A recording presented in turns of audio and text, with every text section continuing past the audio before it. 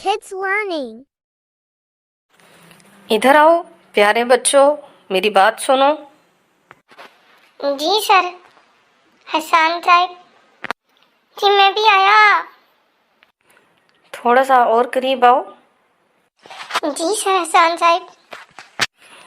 प्यारे बच्चों, क्या आपको पता है हमारे प्यारे नबी हज़रत मोहम्मद सल्लल्लाहु अलैहि वसल्लम सफाई और सादगी बहुत पसंद फरमाते थे।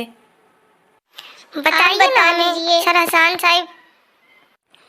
तो सुनो प्यारे बच्चों, रसूलुल्लाह सल्लल्लाहु अलैहि वसल्लम सफाई सुथराई और पाकीज़गी का इंतहाई ख्याल रखते थे। इसीलिए आप सल्लल्लाहु अलैहि वसल्लम ने फरमाया, सफाई आधा ईमान है। अच्छा जी। जी हाँ जी। आपको पता ही नहीं, दादा अबू ने मुझे बताया था। एक दफा एक शख्स बहुत ही मैले कपड़े पहनकर आप सल्लल्लाहु अलैहि वसल्लम के पास आया तो आप सल्लल्लाहु अलैहि वसल्लम ने फरमाया, क्या ये आदमी अपने कपड़े धोने की तकलीफ भी बर्दाश्त नहीं कर सकता?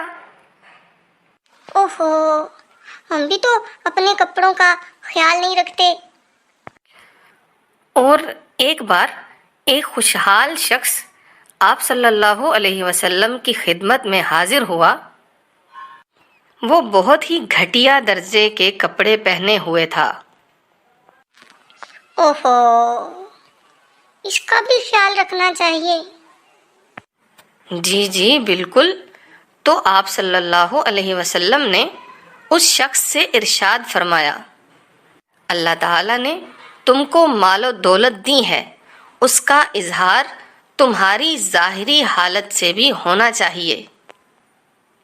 मस्जिद की दीवारों पर अगर थूक वगैरह के निशानात देखते तो आप सल्लल्लाहु अलैहि वसल्लम को बहुत बुरा मालूम होता था। ओहो, हम तो जहाँ बैठते हैं वहीं पे थूकना शुरू हो जाते हैं।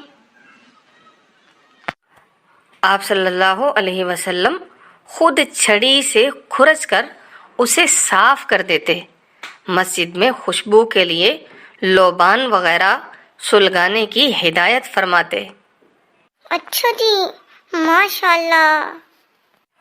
आप सल्लल्लाहु अलैहि वसल्लम खुद भी सादा जिंदगी गुजारते थे और सहाबा को भी उसकी तलकीन फरमाते।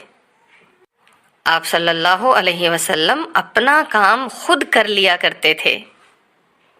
माशाल्लाह माशाल्लाह, कितने प्यारे नबी थे हमारे मोहम्मद, हमारे बड़ी शान वाले। ये राज उस कमली वाले ने बताया, सुकून का रास्ता बस सादगी है। सल्लल्लाहु अलैहि वसल्लम। सल्लल्लाहु अलैहि वसल्लम। सल्लल्लाहु अलैहि वसल्लम।